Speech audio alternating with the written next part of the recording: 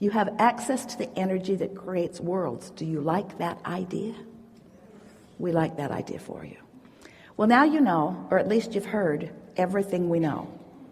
There is nothing that we could ever say to you that will be of greater benefit or consequence to you than that you are the creator of your own reality, and that you create effectively when you care how you feel and you do your best to mold your thoughts into vibrational harmony with that which is your source. So we've been talking to you about this contrast that is causing rockets to go into what we've been calling a vibrational reality. Later we called it a vortex of creation. It's the vibrational version that precedes all manifestation. And today we are wanting to remind you that as those rockets go off, that you're creating a vibrational version of who you are and what you want, but you have all day, every day, a vibrational relationship with that, and that's what equals the way you feel.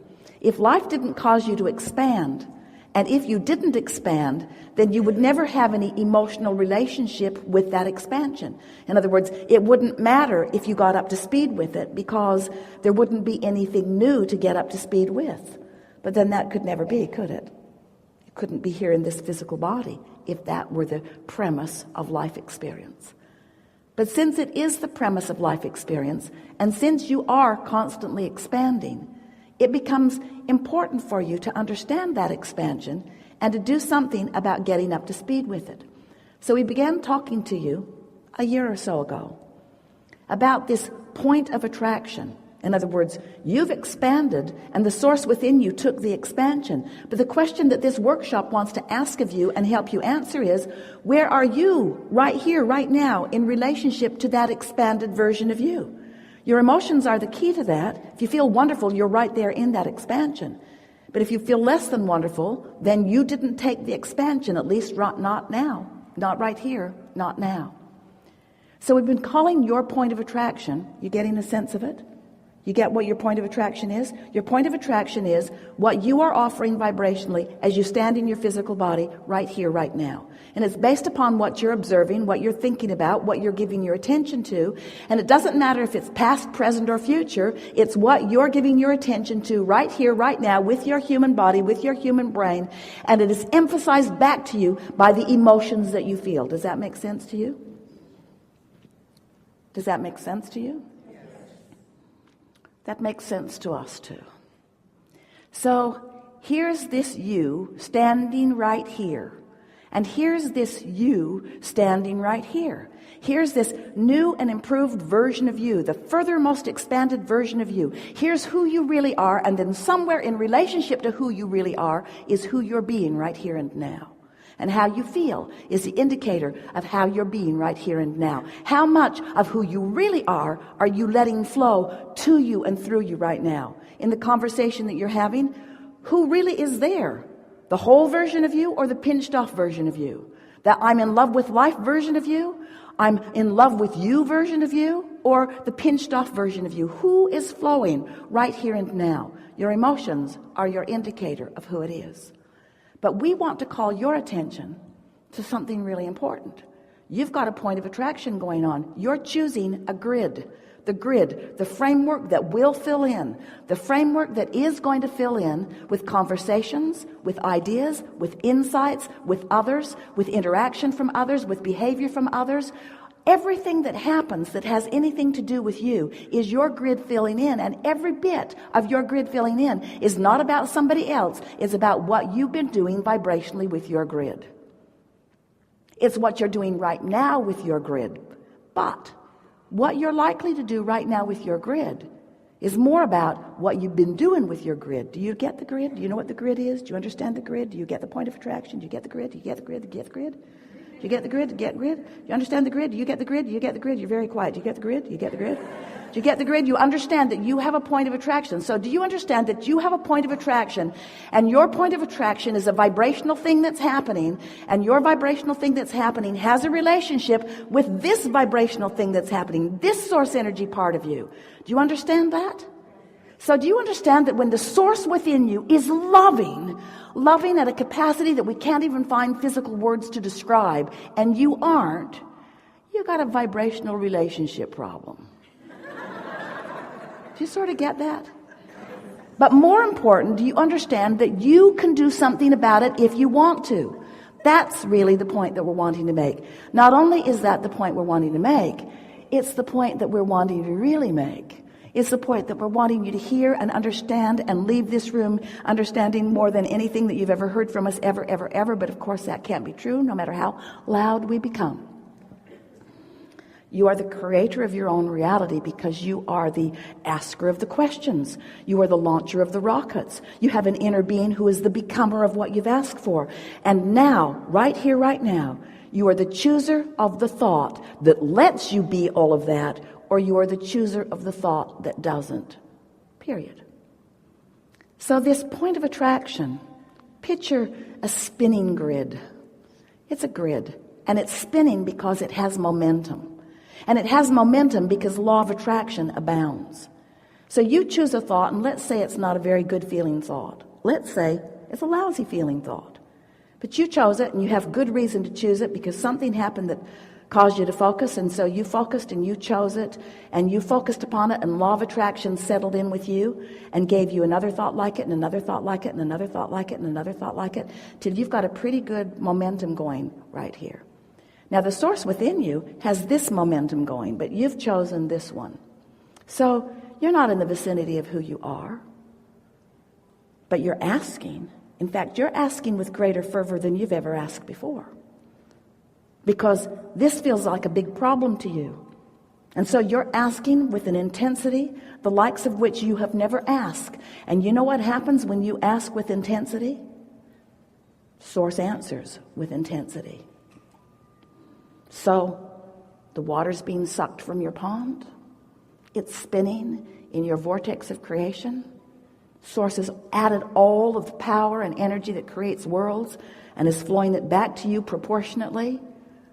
And you're operating at 40 pounds of pressure because you've got a vibration going here, and the source within you has a vibration going here. So it just sucks, doesn't it?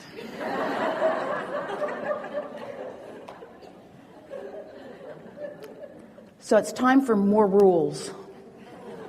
Time for more control of the people around you. Time for more wrestling them to the ground and killing them. Time for more explanation. Time for more making them understand your perspective.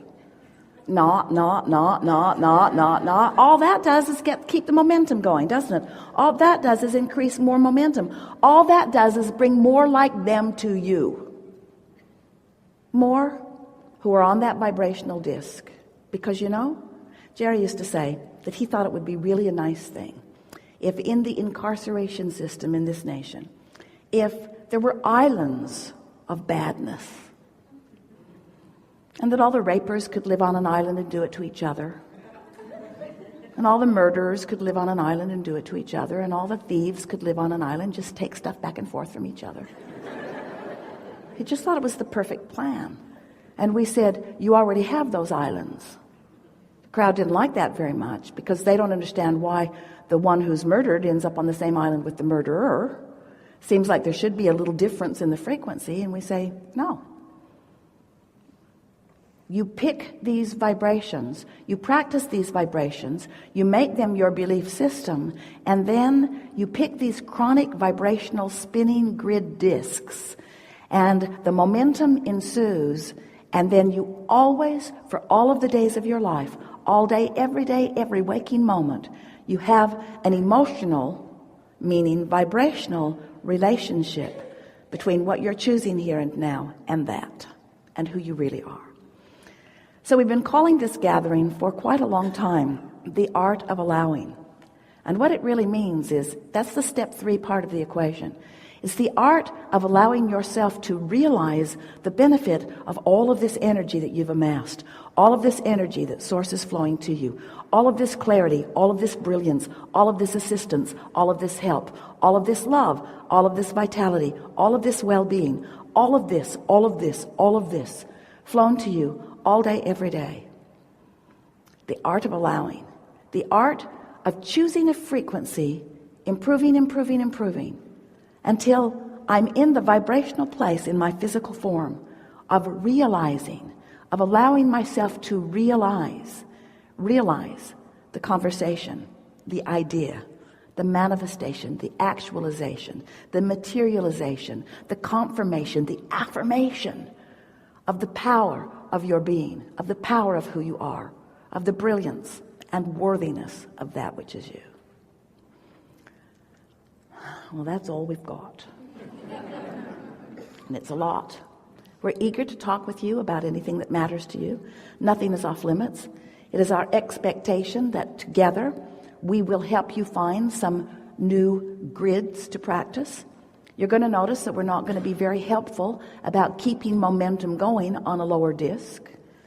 We're not going to be your sounding board that's going to keep momentum going that isn't a vibrational match to who you really are and what you really want. And in time, you'll find yourself not willing to be a sounding board to yourself on that stuff either. You'll find yourself understanding so clearly that this is where you belong and that it is not a difficult thing to fly high. It isn't. But it does take some practice, and you can't do it overnight, and there's nothing wrong with the disc you're on. That's the most important part of this conversation today. If you've been listening to us for a while, have you?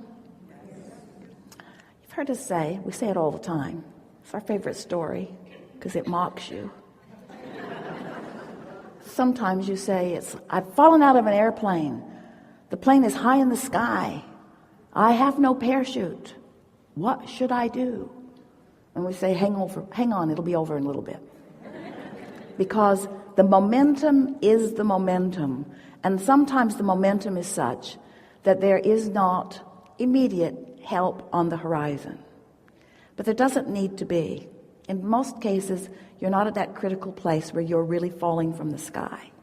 You have enough leeway that once you crash and burn on this issue, and once you sleep a little and break the evil spell, or once you meditate and allow your vibration to raise, once you find some way to allow your vibrational frequency to begin moving upward in the direction of who you really are and where your vibration really belongs, so that you're really true to who you are instead of to some distorted version, then everything smooths out for you again and again and again, no matter what. No matter what. No matter what. So, what do you want to talk about? Some things?